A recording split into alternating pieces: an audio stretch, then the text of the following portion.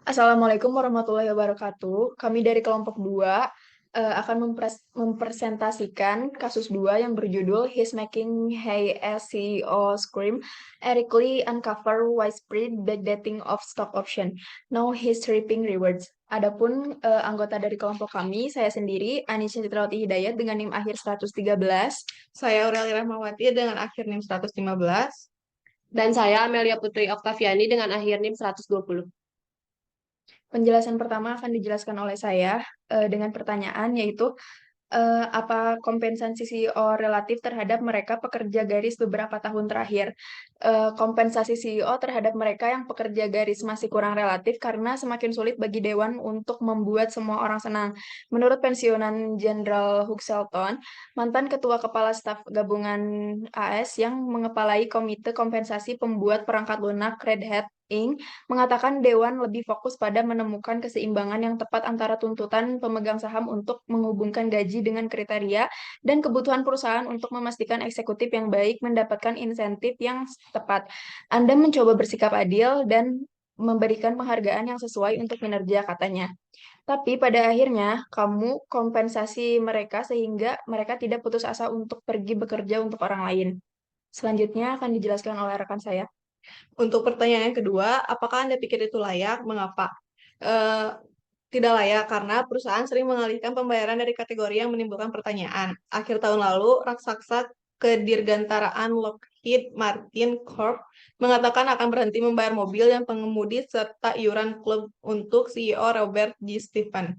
Sebaliknya, itu menaikkan gajinya 1,48 juta dolar menjadi 40.000 dolar. Seorang juru bicara mengatakan tunjangan akhir adalah demi kepentingan terbaik perusahaan.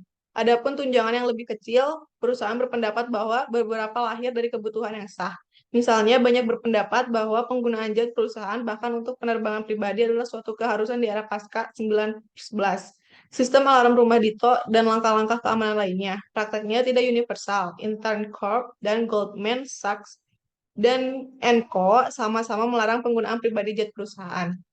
Selanjutnya akan dilanjutkan oleh rekan saya.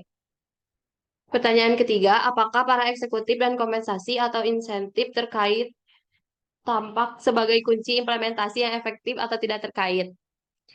Jawabannya tidak terkait, karena itu tidak efektif.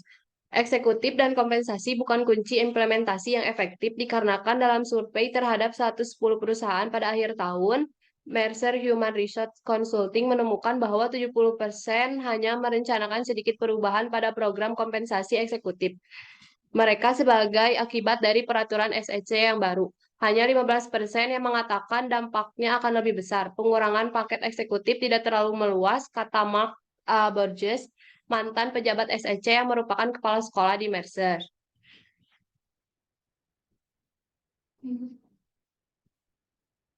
Pertanyaan keempat, mengenai kasus 2, apakah masuk akal bagi eksekutif dan karyawan untuk memundurkan hibah opsi saham sehingga hibah mereka dihargai dengan harga saham harian terendah dalam jangka waktu 2 hingga 4 bulan? Mengapa?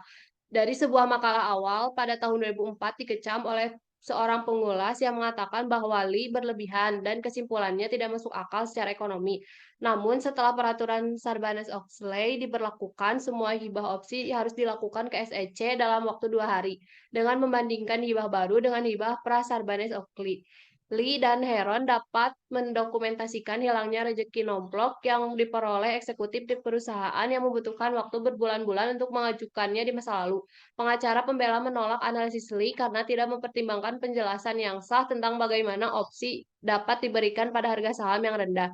Misalnya CEO selama booming secara rutin memberikan opsi pada hari-hari ketika saham mereka turun karena rumor yang tidak berdasar. Selanjutnya pertanyaan yang terakhir mengenai kasus 3, apakah tampaknya Google telah menemukan cara untuk menambah likuiditas dan kesederhanaan pada opsi saham karyawan yang dirancang untuk menghargai penerapan dan kinerja yang efektif? Mengapa? Caranya dengan